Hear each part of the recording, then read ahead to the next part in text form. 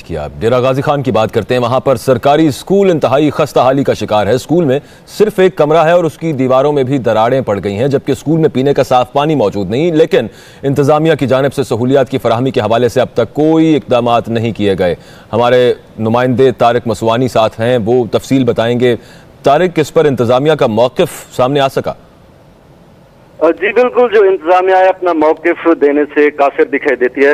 मैं आपको बताता चलूं कि ये डेरा गाजी खान की यूनियन काउंसिल चकनवाबाद है, जहां की बस्ती जगरानी का जो गवर्नमेंट बॉयज प्राइमरी स्कूल है वो इंतहाई खस्ता हाली का शिकार है। और स्कूल में एक लौता जो क्लासरूम है उसमें जो है ना जगह जगह पर बड़ी बड़ी दरारें पड़ चुकी हैं, जो कि किसी भी वक्त बड़े हादसे का सबब बन सकती है। जबकि इस स्कूल में दर्जनों जो बच्चे जेर तलीम बच्चे हैं वो भी खौफ के साए में अपने इल्म की प्यास बुझाने पर मजबूर है।